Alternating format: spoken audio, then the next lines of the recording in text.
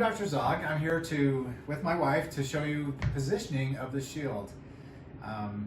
We've got hers laid back, and I'm going to show you how we exit people. We put it in what we call the neutral position and set them up.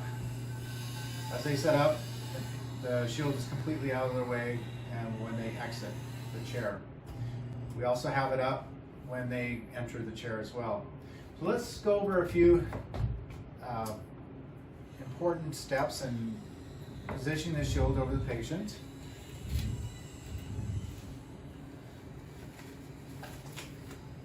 The patient gets reclined. I like the shield still here.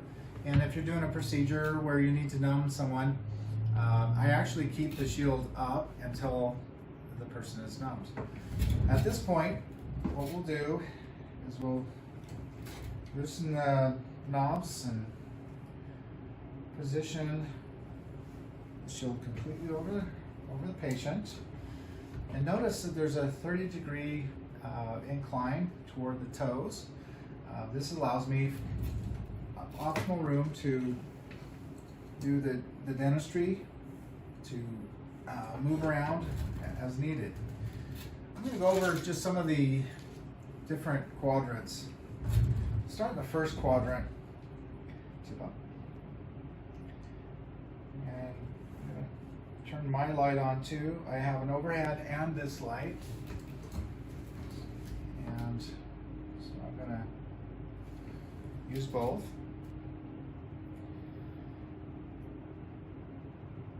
And I can easily access these areas here. Now if you have the buckle of the first quadrant, sometimes I move over to here and do some of the dentistry up here. So there's a buckle class 5 and number 2, or there's a situation where you need to get close to the gingival border. This is where I will be.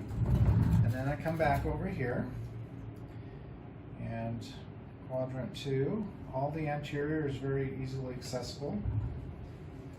Go to quadrant 2, you can see both the buccal and the lingual. For the right-handed person, this is probably the easiest quadrant to access. And then tip your chin up again, there you go. And then I can access the lower left quadrant, quadrant number 3, both the buccal and the lingual. If you need a little more lingual visibility, just put your arm on this side and be in the 10 o'clock position. So again, anteriors, pretty easy to see and access. And then quadrant 4, I do find myself in the 10 o'clock position again, being able to access any of these things. A lot of questions about, headlights, about overhead lights. Can you get glare? And the answer is yes, you can. If you do get glare, you just have to simply just adjust it, just fine adjustments.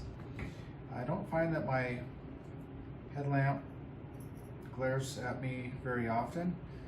If it does, I'll just do a little small tilt of the shield and I'm able to do the dentistry I need to do.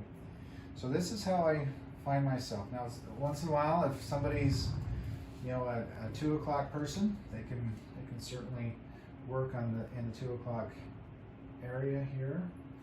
I'm very close to the patient's head, accessing lots of different areas here. So I think it's important to kind of show and show people how this works and how it functions. One of the mistakes that we see often is people keep the shield really quite parallel to the patient or to the floor. That's going to be very difficult because your instruments won't get in there, and it'll be a confined space. So I like I said, again, a 30-degree tilt. Now the suction's here. Anytime I start to drill, my assistant turns on the suction, and that evacuates any of those things out of the way. So for more videos and other procedures that we've done, check out our website and YouTube channel at ZyberShield.com.